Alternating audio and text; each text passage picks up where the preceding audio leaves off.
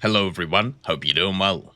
Today I wanted to talk about an initiative that has been getting a lot of traction the last few weeks and obviously pertains quite aggressively to War Thunder, and this is the Stop Killing Games initiative. Basically, just as kind of a quick overview, I'll leave some links in the description because I think this kind of thing is quite important.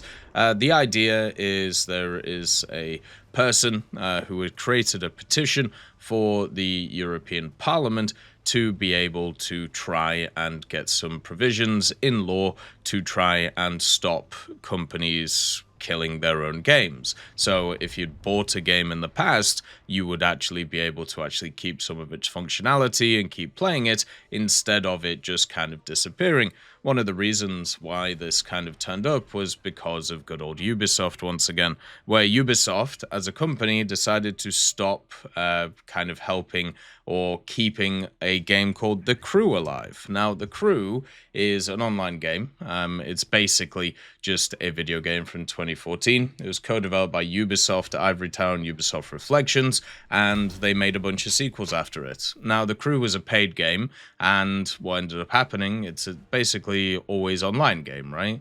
And it kind of sucks. So what ended up happening is after it being out for about 10 years, they decided to discontinue it and just close it down, meaning that if you'd bought it and if you had everything in the game or if you enjoyed playing it, you wouldn't get access to it anymore because the servers would be shut down. Now, this is a problem because you basically paid for a product and you don't get to access it. Now, the issue when it comes to digital stuff in general is everything is not actually owned. So what I mean by this is if you have a look at Steam, if you have a look at a bunch of other products, including your Gaijin account and including kind of your War Thunder stuff, it is all kind of a leased setup, I suppose is the way to put it. Digital licenses are very different to what you actually end up doing when you use a product like Steam or when you use a product like War Thunder. You don't own any of the parts of what you're there. It's not like a physical thing that you own. Instead, it is very much kind of a leased or rented status if you want to try and make it as easy to understand as possible. Now, obviously, there's a lot more legal jargon that's involved, but just understand that you do not own these things, right? That's how it works, okay? You are getting a license to play them. That license can be revoked, right? Now, recently, this has become a big topic because of the fact that we're getting to a point in our existence where a lot of the things that we rely on we do not own. And because of the fact that you do not own them, it means you have no control over them. And because you have no control over them, they can be taken away from you at any point. And since this happened with The Crew and has also happened with many other projects over the last decade or so, especially with live service games in the gaming industry becoming quite a large thing, a lot of people are worried, not just through gaming, but also through other products that you are not able to keep access to the things that you use. This is also happening in other areas of the digital space. I was actually watching a video from Linus Tech Tips where he had purchased a license to a product in perpetuity, meaning that he would permanently keep the license no matter what happened. And what they were trying to do is move from the permanent license setup to a subscription-based model. So they were trying to force him to move over to a subscription instead of the permanent base, meaning that they stopped updating the product that they gave him and kept trying to basically force down his throat to purchase the subscription for it instead. And this caused a big controversy a few years ago and even led to the company itself getting a lot of negative backlash because of this setup. And with the Stop Killing Games initiative, the general idea is to try and get the government involved in the EU to try and help out consumers actually own stuff and to a point where they're able to use them even if the developer or the publisher ends the service of that product. Now, my opinion on it doesn't really matter. I think it's a positive initiative. I don't think it's going to get anywhere because I have no trust when it comes to big government entities actually doing anything. The fact that the European Union took basically a decade to even get a very simple framework on how to deal with like gambling in underage video games. And also they're not even in law. It's just kind of stuff that you have to think about while all of this stuff goes on. When this has been a rampant problem for at least a decade at this point, it doesn't leave me with a lot of kind of hope for the future of these things. But the actual initiative itself, I can 100% get behind. People should own the stuff that they put money into and pay for. It's as simple as that. I think we live in a time right now, especially in the online era, where it's not very positive at all for most people because, as I said before, you just have no control over the things that you actually do. So, when it comes to War Thunder, with this type of petition, if this let's just say this goes through, and also at the same time, let's just say somehow the European Union decides, you know what, great, this sounds wonderful, devs have to build into their games some way of permanent stasis or benefit for the player. So even if the product stops getting updated, even if the servers get shut down or all of this stuff, there is still some kind of usable thing so people can get access to it. So when it comes to War Thunder, technically they could do it by people being able to locally store their own accounts for their hangar, which kind of works in a way anyway when it comes to War Thunder.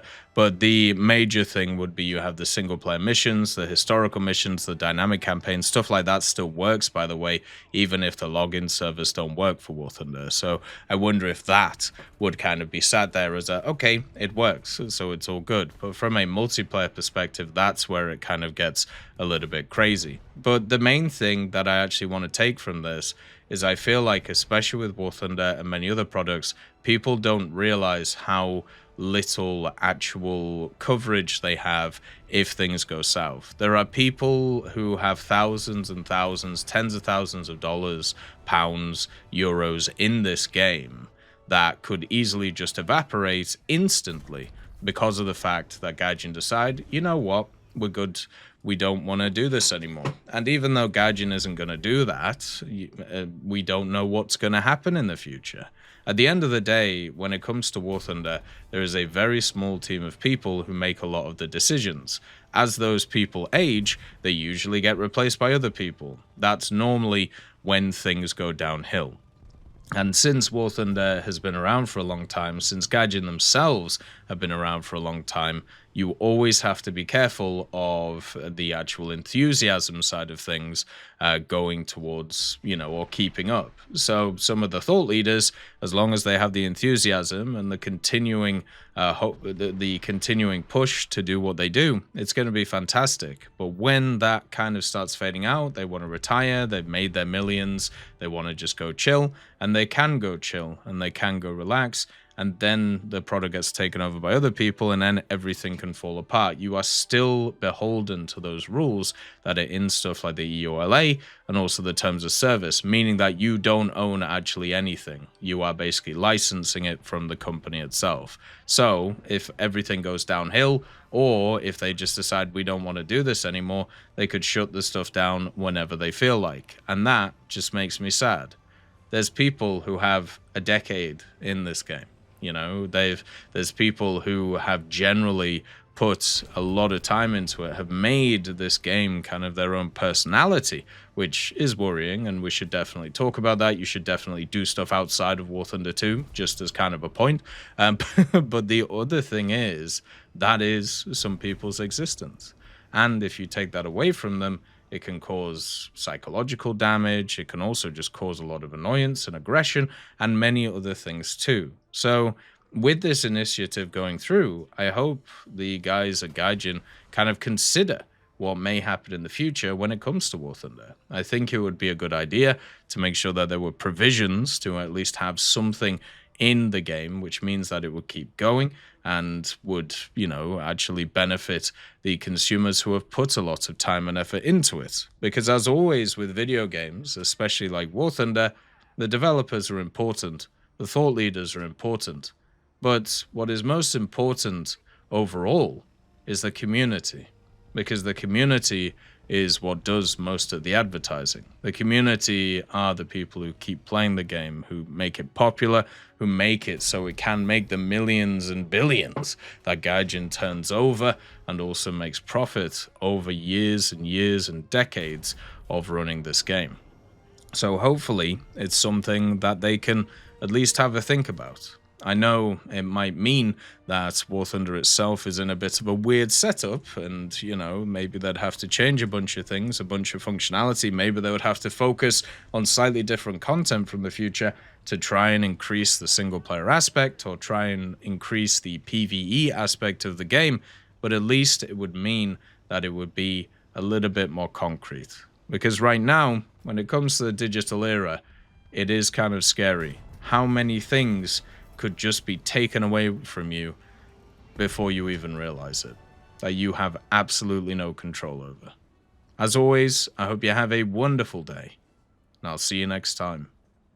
I'd just like to thank GMG Smiley, CD Beans, Chieftain Mike, EMN3 Galaxy, Tulio Pontecorvo, Brendan Quinn, Carrion Crow, Gus Irenicus, Pyman, Wartinder, Teddy, Daniel Stanton, Martinez, B. Young, Ozzy Panzer, Alan Hacker, Liam Shear, Opium Prime, Lafouche, Sem, Aslan, Uncle Bean, and Derek R.